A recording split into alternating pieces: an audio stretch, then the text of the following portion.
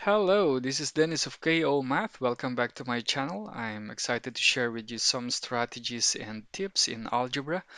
In this video, we're going to KO some math problems about simplifying products, quotients, and powers of exponential expressions. In particular, we're going to solve the following problem.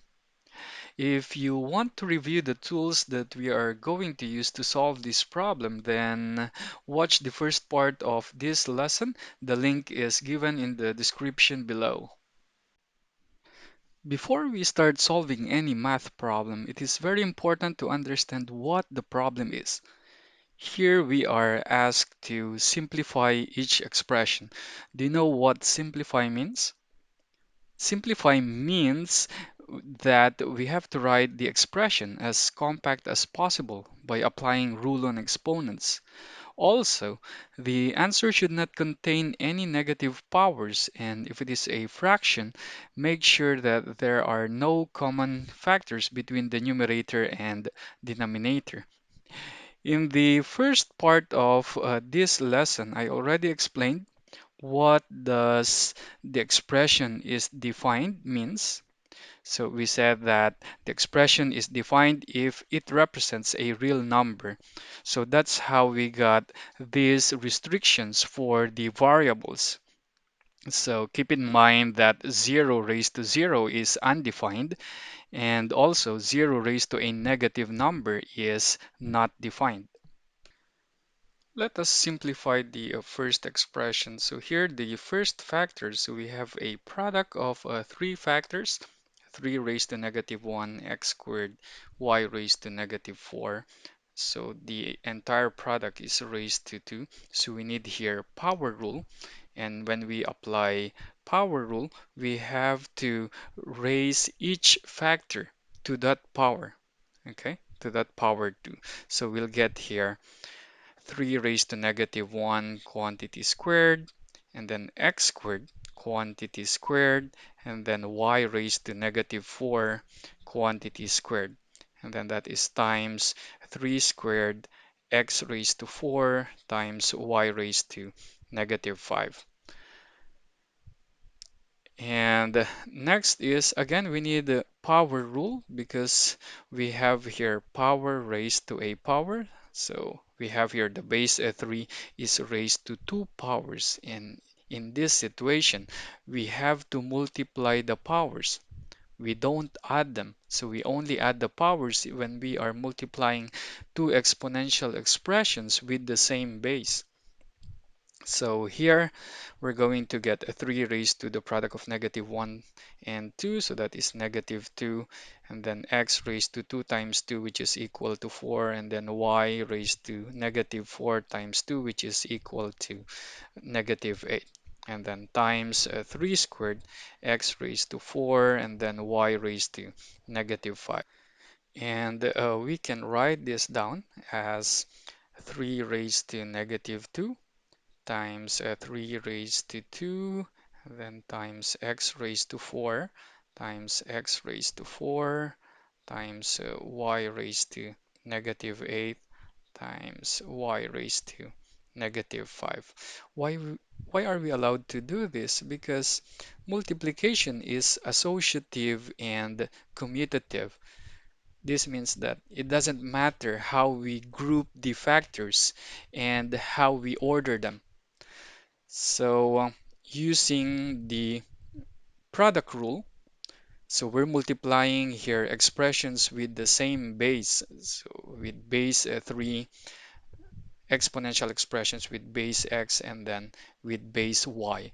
So using the same base rule, product rule, we can write this down as a 3 raised to the sum of the powers. So it is equal to 0, 3 raised to 0, and then times x raised to 8th, and then times y raised to negative 8 plus negative 5, which is equal to negative 13. And by the zero exponent rule, any non-zero number raised to 0 is equal to 1, And then you have here x to the eighth. And when we simplify expressions, we don't want a negative power. So we just move this factor y raised to negative 13 to the denominator to make the power positive y raised to 13. And then again, we don't usually write a factor 1 if it has other factors. So any number multiplied to 1 is just equal to the number. So x raised to 8 times 1, we can write that down in a more compact form, x raised to 8 over y raised to 13, which is our final answer because this is already in simplest form. Let us now move to the next expression. So we're given this quotient raised to positive 2. So I suggest that if you're given such an expression, it's better to simplify first the quotient inside the grouping symbols. So one way to do this is to make all the powers, negative powers, so positive. So we have here 3 and then 5, so x cubed will stay in the denominator. Now you have x raised to negative 2 in the numerator. To make the power positive, you can move that to the denominator, so this becomes x squared. The common mistake here is to bring down the x together with the 3. So take note here that the base of the power negative 2 is only x. It doesn't include a 3. This means it's 3 times x raised to negative 2 times y raised to negative 2. And then this y raised to negative 2 in the numerator, so we can move this down to the denominator to make the power positive. So you have here y squared, and then y raised to negative 3 in the denominator. We move to the numerator, so we'll get here y cubed, and then the entire thing raised to positive 2. So this is just equal to, again, you have here 3, and then so as you can see, we have here 3 copies of y in the product, while in the denominator we have 2 factors of y. So we can cancel 2 copies of y, okay, in the numerator and in the denominator. So we're left with only 1 copy of y in the numerator. And then over 5 times using product rule, multiplying exponential expressions with the same base. So we'll get here x raised to the sum of the powers, so 3 plus 2, which is equal to 5. And the entire thing quantity squared.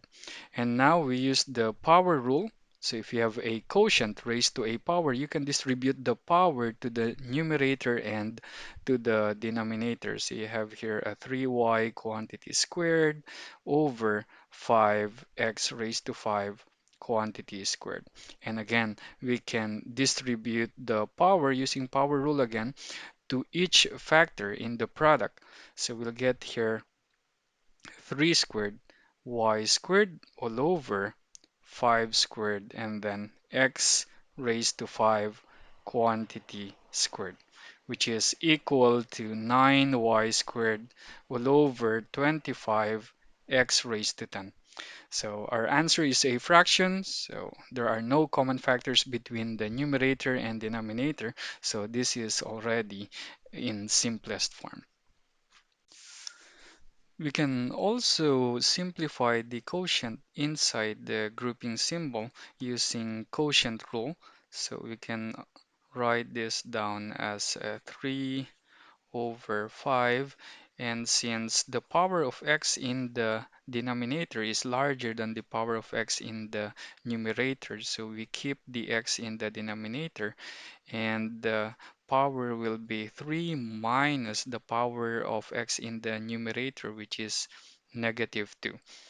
Similarly, since the power of y in the numerator is larger than the power of y in the denominator, so it's better to keep the y in the numerator. So we have here negative 2 minus the power of y in the denominator, which is equal to negative 3. And then the whole thing raised to positive 2.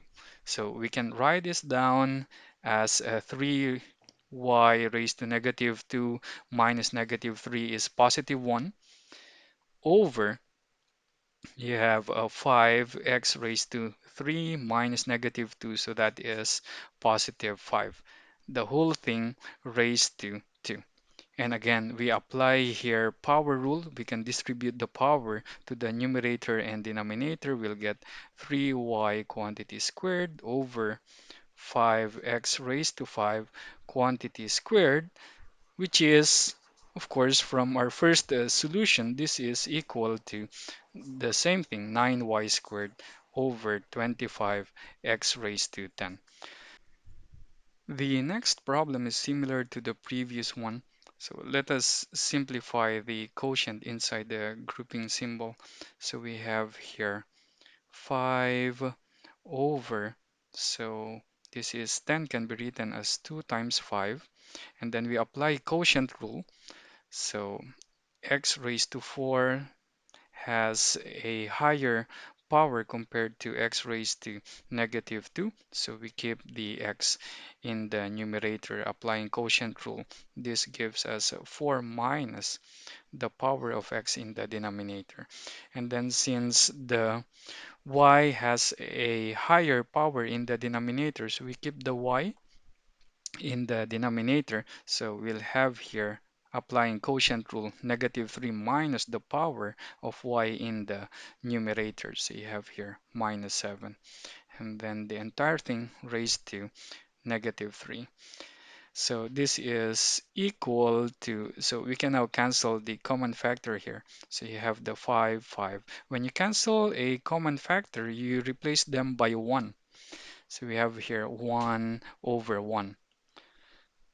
So we can write down the quotient inside now as x raised to 4 minus negative 2 is 6 times 1 is of course equal to x raised to 6 all over 2 times 1 is 2 and then y raised to negative 3 minus negative 7, so that is positive 4 raised to negative 3.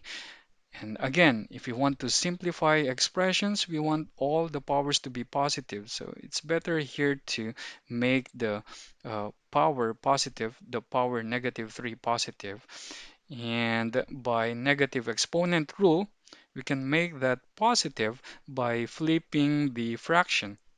You have here 2y raised to 4 over x raised to 6. And we change the sign of the power. So we now have power 3. So this is equal to, again, using power rule, we can distribute the power to the numerator and to the denominator. So you have the cube of 2y raised to 4 and then x raised to 6 raised to 3. And applying again power rule, so this is the denominator is equal to x raised to the product of the exponents, which is equal to 18. And this power here, the power 3, you can actually multiply that to the powers of the factors. So this is equal to 2 raised to 3 and then y raised to 4 times 3, which is equal to 12. Of course, 2 raised to 3 is equal to 8, multiplying 3 copies of 2, and then y raised to 12 all over x to 18. And this is already in simplest form. Let us now simplify the last expression. So we have here product over this denominator. So first we need power rule. Okay, to simplify this first factor in the numerator, also the second factor, and also the denominator. So again, by using power of a product, you can actually distribute or multiply all the powers of the factors by this exponent. So we can write this down as x raised to 2 times negative 2, so that is negative 4 y raised to the power of y here is 1 times -2, so that is -2, and z raised to 4 times -2, which is equal to 8. And applying the same rule, okay, for the second factor, we'll get here x raised to -1 times 3, so that is -3, y raised to -2 times 3, -6, and z raised to 2 times 3, which is equal to +6, all over x raised to 3 times -1 is -3, y raised to -2, and then z raised to +3. If we look at the numerator, so we have here a factor x raised to -4 and x raised to -3. So using a product rule, this is equal to multiplying two exponential expressions with the same base. So we just copy the base and add the powers or the exponents. So you have here -7, and then times, again multiplying the exponential expressions with base y. We have here y raised to -2 plus -6, so that is -8, and then z equal to -8 plus 6, so that is -2, all over x raised to -3, y raised to -2, and z raised to 3. And applying quotient rule, so we have here, so the x in the denominator has a higher power, so we keep this x here. So this, the power of this one will be -3 minus the power of x in the numerator. So -3 minus -7, so that will be +7. That gives us +4. And y also has a higher power in the denominator, so we keep the y in the denominator. So the power will be -2 minus -8, so that is equal to +6. And also z, it has a higher power in the denominator, so we keep that in the denominator, and then the new power will be 3 minus -2, which is equal to 5. So the remaining factor in the numerator is just 1. And this is already in simplified form. One way to simplify this expression is to make all the powers positive. So just by moving, for example, a factor from numerator to denominator or denominator to numerator. So we can move, for example, this x raised to -3 and y raised to -2 to the numerator, and all these factors in the numerator to the denominator. So we can write this down as x raised to 3, y squared, and then we have here z cubed, and then times, or let's bring down first, let's arrange them in alphabetical order. So you have x raised to 7, and then y raised to 8, and then z cubed times z squared. And when we simplify this one, z cubed times z squared using product rule, it will give us z raised to 5. And then you have here, we apply quotient rule. X raised to 3 over x raised to 7 will also give us x raised to 4, because we have 3 copies of x in the numerator, 7 copies of x in the denominator. You cancel the 3 common copies of x. So you'll be left with 4 copies of x in the denominator. And then also for y squared over y raised to 8, cancel 2 copies of y in the numerator and in the denominator. So you'll be left with 6 copies of y in the denominator. So therefore, we can also simplify this expression to this one. And therefore, our final answer is this expression. And this is already in simplest form.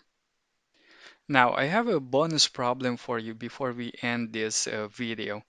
Let's write the following as a product of a power of 2 and a power of 3.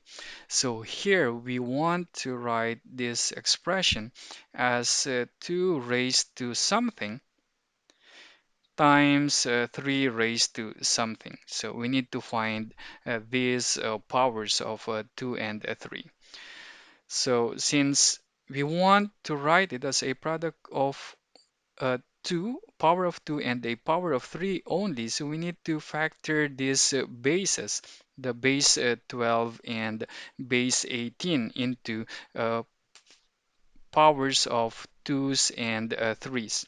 So we can write this down as 12 is equal to 4 times 3, but 4 is the square of 2. 2 squared is equal to 4 times 3. So this is equal to 12 and then raised to 5.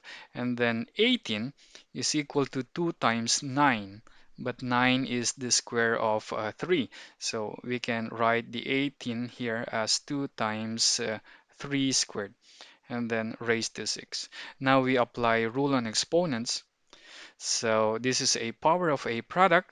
So as we said, we can distribute the power and multiply it to the power of the factors in the product. So this is equal to 2 raised to 2 times 5, which is equal to 10 times 3 raised to 1 times 5, which is equal to 5. And then times 2 raised to 1 times 6, which is equal to 6, times 3 raised to 2 times 6, which is equal to 12. So how many copies of 2 do we have in this product? We have 10 plus 6, so this is 16. And then how many copies of 3 do we have? So we have 5 plus 12, which is equal to 17. So we're successful in writing this expression as a product of a power of 2 and a power of 3. Okay, so this is the end of this video. If you have any questions about this lesson, feel free to leave your comments below. If you like this video, please don't forget to give me a thumbs up. And if you want to see more tutorial videos in math, please click the subscribe button below. Again, this is Dennis of KO Math. Thank you very much for watching and see you in my next video.